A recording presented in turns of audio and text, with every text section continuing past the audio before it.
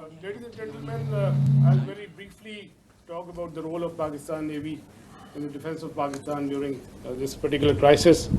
And by the grace of Almighty Allah and with Almighty's help, we were able to defend Pakistan's sea frontiers and deter an enemy which is numerically superior. We kept the enemy at bay, and I'll just briefly talk about how we executed our operations. So essentially, protection of Pakistan's maritime interests in seaworld defense, that is the task of the Navy. And Alhamdulillah, with the help of Almighty Allah, we were able to do that.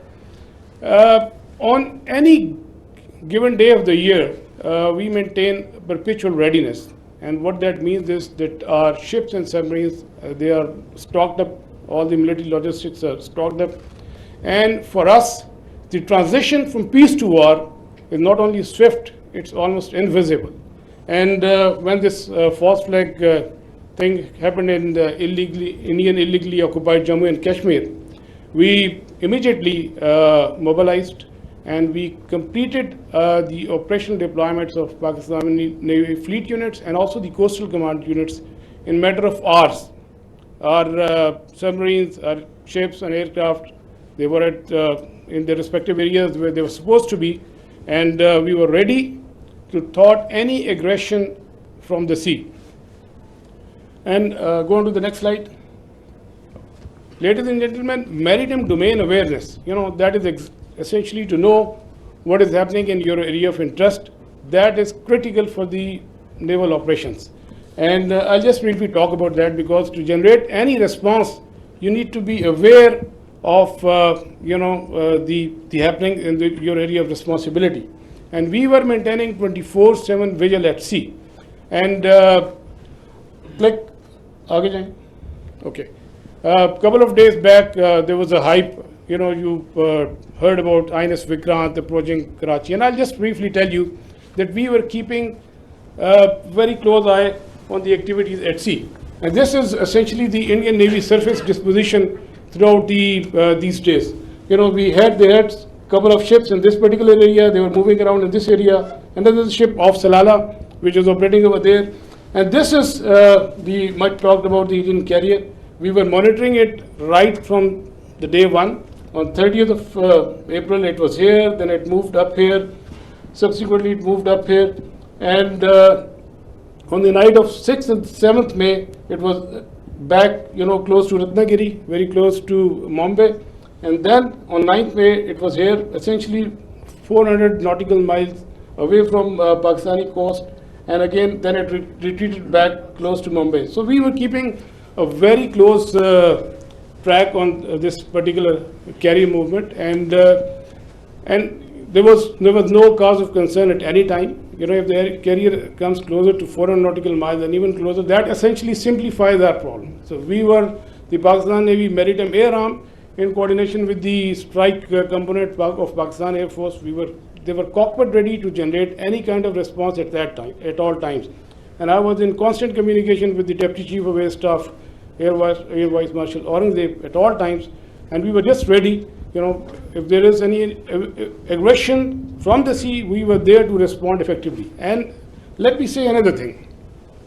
That is, you know about the carriers, you have seen them in the movies, but as a professional military officer, I don't want to underestimate the enemy, but, let's put the things in the right perspective. The INS Vikrant and the carrier, the Western carrier, there's a huge difference. This is an aircraft carrier which essentially served with 8 to 12 MiG-29s, which was barely essential to carry out its own air defense. The purpose of the carriers is power projection and to ensure air superiority in a given sea area. So with this, less said the better. This is simply not possible, and the Indian Navy exactly knew this, and that is precisely why on the 9th of 6th and 7th, when they carried out this cowardly attack on the civilians, they moved this carrier to the safety of their own coast, well away from Pakistan's strike capability, close to this Ratnagiri area. And again, on the night of 9th and 10th, it was moved very close to the Mumbai. It was essentially 17 to 20 nautical miles of Mumbai. But we were keeping a track. We were fully aware of their movements in this area, and we were always ready to generate a response in coordination with the Air Force, especially in case of the aircraft carrier. Subsurface elements, the offensive element, they were offensively deployed. They were in their respective areas and ready to generate a response. And also, you might have seen this footage. You know, we were not only in the surface domain, but we were essentially effectively monitoring their air surveillance things. And because of the operational security reason, I'll not talk much about how we did that, but we were keeping an eye on this particular activity as well. And likewise, in the subsurface domain, our anti-submarine warfare vigilance was all-time high. We were monitoring the movement of their submarines when they left their shores, and we exactly, had an idea where they would be, and we had our ASW surveillance and suppression effectively going on at all times. Likewise, another component of Pakistan Navy's responsibility is the defense of the Creek area. We had our coastal command units deployed over there in close coordination with headquarters 5 Corps elements, Pakistan Army elements, and they were poised to defend this particular area in case of any aggression from the south.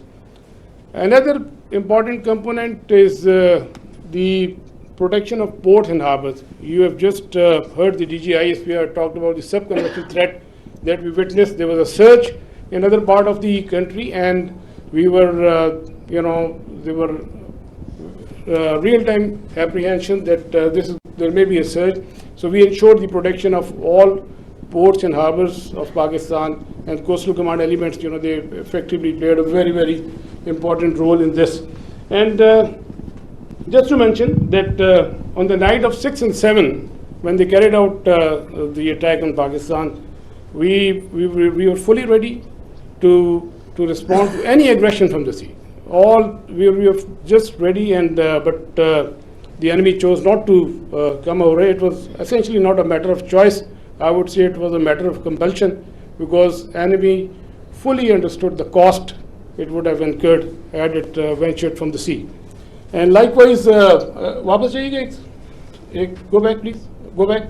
And a few words about the missile threat that you have talked about. You must have heard the enemy missile attack. We were keeping a very close eye on enemy deployment in this area, from where they can potentially launch a missile threat towards Karachi. We were fully aware, and we had our response ready to in that eventuality. And go on to the next slide, please. Ladies and gentlemen, all operations, whatever we do in the military domain, they are to create certain effects. We look for the effects, and the effect that we created, we were able to resolutely, with our posture, we were able to deter the Indian Navy despite its numerical superiority. A number of times have more assets and more forces, and with an annual budget of like $13 billion.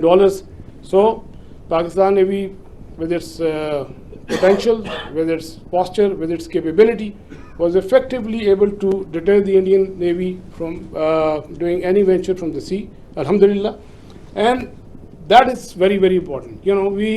That is essentially the job of the Navy, to ensure that the free flow of trade continues. That's the backbone of the economy. Our 95% of trade is through the sea. Alhamdulillah, we were able to ensure that the shipping continues, the free flow of trade was ensured, and we were able, all our ports and harbors, they remained open. And you can Google yourself.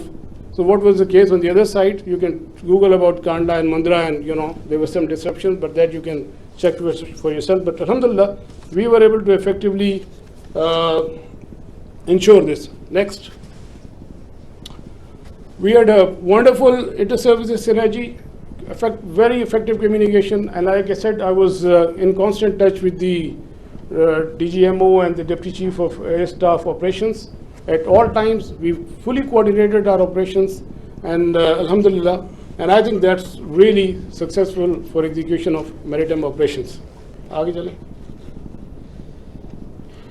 Alhamdulillah, we came up to the national expectations. We ensured defense of Pakistan's maritime frontiers, and we were able to deter the enemy from any adventurism from the sea. And ladies and gentlemen, let me tell you that we remain ever ready to thwart any aggression from the sea at all times. So we will keep our guard. We always keep our guard, and inshallah we will keep our guard in days to come. And last but not the least, I'll end my presentation that the next time when you think of Pakistan Navy and the silent guy, please remember that with the help of Almighty Allah, our actions will always speak louder than words. Thank you very much.